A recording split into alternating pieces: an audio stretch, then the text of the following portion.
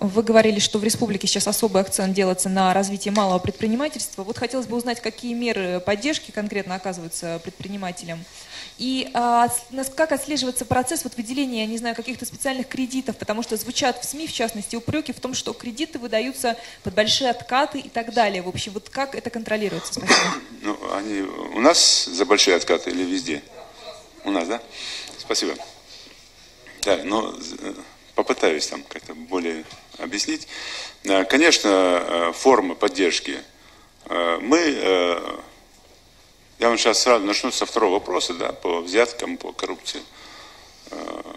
Одним из вопросов, почему я уволил министра экономики, был вот этот вопрос.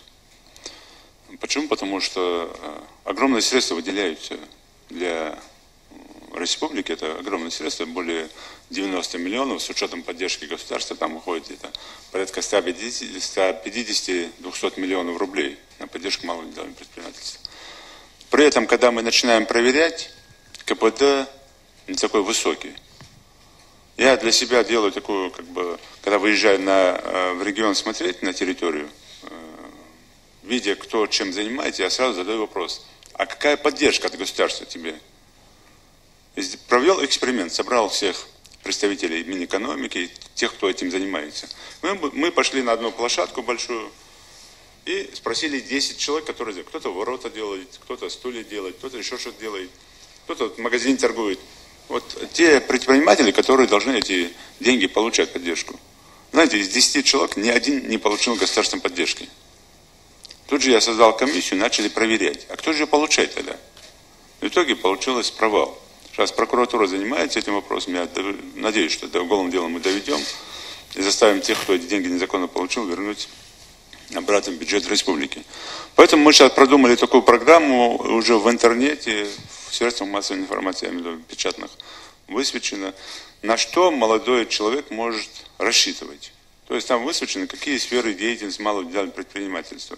Почему? Потому что многие, приходя в бизнес-инкубатор, они в своем большинстве не знали, что делать. Их там чему-то там учили и на какие-то там пути ставили, направления. А многие приходили с готовыми проектами и думали, что это так. И мы здесь и бизнес-инкубатор перестроили работу. Почему? Потому что они должны объяснять человеку, если он никогда животными не занимался, то он не сможет его развивать. То есть этим надо уметь заниматься и понимать надо, в том числе этих животных, если коров ты разводишь, лошадей разводишь. Надо понимать, чем ты хочешь заняться. И перепрофилировать его деятельность тоже. Вот здесь тоже помощь такая идет в этом направлении. Ну и плюс, конечно, сейчас комиссионная. Мы высветили списки всех, кто хочет получить. Мы провели более уже тройную проверку, как с муниципального образования, Министерства экономики, но и правительственной комиссии. Ну и, конечно, здесь жестко подключили и правоохранительный блок, чтобы эти деньги не шли на ветер. Та проверка, которая показала, и почему мы приостановили это все, деятельность там, из 326 представленных мне на подпись вот этих людей, малых и медиальных предпринимателей, проверка каждого 10-го показала, что порядка 80 человек, они вообще не в теме даже этой. Просто была задача получить деньги и отдать откат, как вы говорите. Эту тему мы сами выявили, и, надеюсь, сейчас уже вот этот этап по поддержке, оно даст свой хороший импульс для развития малого и среднего предпринимательства. Ну, конечно, здесь не может быть без боев. Понятно, что мы все реалисты, и говорю, что да, все будет честно, чисто, конечно, тоже нельзя. Но, тем не менее, контроль этот есть. Скажите, пожалуйста, в каких сферах идет сотрудничество, если оно идет с соседними регионами, с Чеченской Республикой и с Северной Осетией? И второй вопрос, нет ли вот на территории Схетам-Тианети каких-то проблем вот, с Грузией, вот, с этим регионом? Спасибо. Ну, с Грузией проблем нет, у нас хорошая грузинская диаспора, и мы исторически очень таких братских, хотя дежурные слова, а очень таких соседских, хороших отношениях с грузинским народом. У нас 82 километра границы, мы граничим с Грузией. И исторически мы всегда очень хорошо, тесно дружим и живем.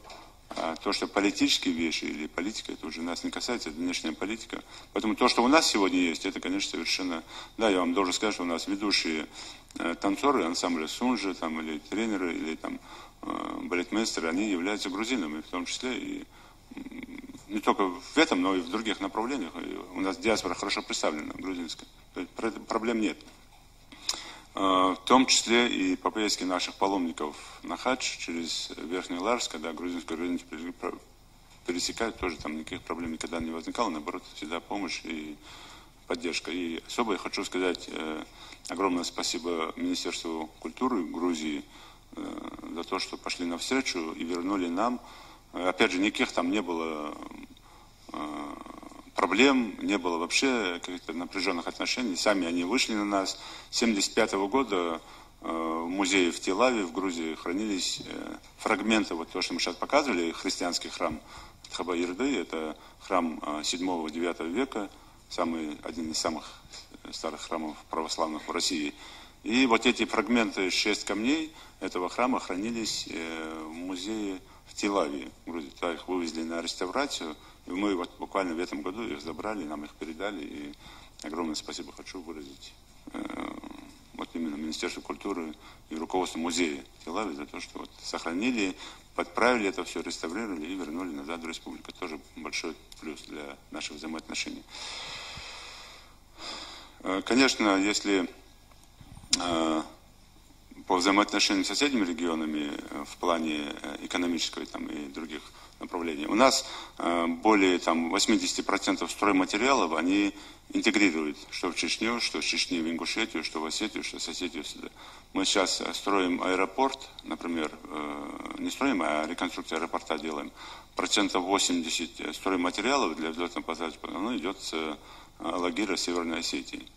Идет, опять же, обратная, и туда и обратная интеграция продуктов питания.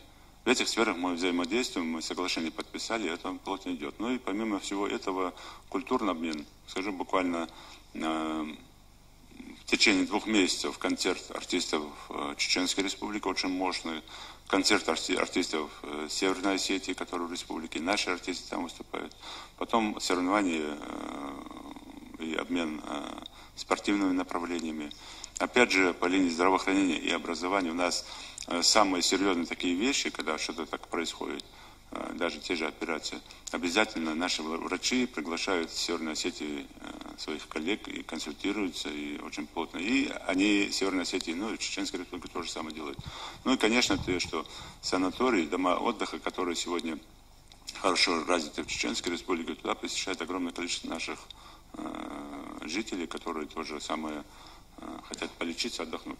Но с учетом того, что мы сейчас развернули томографы, они у нас работают, я буквально недавно посещал, большая очередь стоит и Северной Осетии, и с Кабардино-Балкарии, и Чеченской Республики к нам уже на обследование. Почему? Потому что у нас более уже продвинутая техника и более качественно это все делают. То есть в этом тоже есть интеграция и процесс. Ну и бесспорно, эта политическая интеграция тоже она присутствует. И во всех сферах деятельности я вам скажу, что у нас очень хорошие теплые отношения с руководством республик всех. И я вот уже лично убедился, что когда между руководствами республик теплые отношения, значит и народы, на народы это тоже накладывается, и этот процесс, он больше позитивен для простых жителей, нежели для руководств республик. Как будет решен вопрос с безопасностью в создаваемых туристических кластерах? И вообще, ну, как известно, в принципе, этот вопрос для туристов, вопрос безопасности, он, наверное, приоритетен. Вот. И как вообще как бы заманить туристов, да, в республику? И вот именно вопрос с безопасностью как будет решаться? Спасибо. Спасибо. Конечно, упор мы делаем большой на это дело, и было бы глупо говорить, что давайте сперва развивать туризм, а потом думать о безопасности. Это в комплексе делается. Я единственное не согласен с тем, что надо сперва создать безопасность, а потом уже что-то делать. Не только туризм, но что-то другое, социально-экономическое развитие тоже делать. И инвесторов привлекать. Эти мероприятия, они всегда в комплексе. И не буду приводить там другие даже ведущие государства мира, и там, где сейчас происходят беспорядки, в туристических направлениях, да, где это все происходит. Никто не застрахован от различных вещей. Единственное, скажу, что наш район, Джейрасский район, он наиболее такой перспективный в плане безопасности. Почему? Потому что он все-таки, мы его реально и умышленно вывели, как всю пограничную зону сделали. Закон Российской Федерации не запрещает, а наоборот приветствует туристические направления в этих зонах. И, конечно, здесь мы такой максимально минимизировали какие-то риски в плане безопасности. От того, что это вся пограничная зона и вход туда только по пропускам и по определенным. Но это совершенно, еще раз подчеркиваю, не мешает развитию туризма, не мешает, не препятствует проезду туда любых, кто хочет отдохнуть. Да, есть своя процедура, это уже будет туристический комитет или те, кто, фирмы, которые занимаются туристами, эти вопросы решают с пограничниками, ну и всякие вопросы, которые там авральные, можно решать. Плюс, помимо всего этого, конечно, у нас плотно в этой зоне работают, помимо правоохранительного блока, добровольные дружинники, отряды, которые очень серьезно к этим безопасности своего района относятся. Ну и, конечно, те инвесторы, которые будут строить различные объекты, мы здесь планируем создание частных охранных предприятий, что тоже не будет запрещаться, воспрещаться. Именно в той зоне охраны, в зоне туристического направления, там, где инвестор работает. То ли это лыжные комплексы, то ли это башенные комплексы. Там, конечно, тоже это упор будет делаться. Но бесспорно то, что мы больший процент более мелких направлений, как малым индивидуальным предприятиям, даем местным жителям непосредственно. Почему? Потому что у нас все башенные комплексы, они сами по себе не просто бесхозные. За каждым башенным комплексом стоит рот, тейп. И здесь мы уже им даем больше привилегий, и они, естественно, будут и зарабатывать на своих там башенных комплексах, на туристических направлениях, ну и сами же охранять свою собственность, как уже туристическое направление.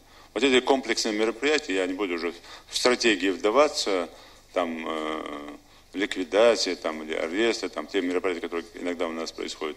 Но здесь вот эти комплексные мероприятия, они позволяют минимизировать какие-то риски в плане безопасности.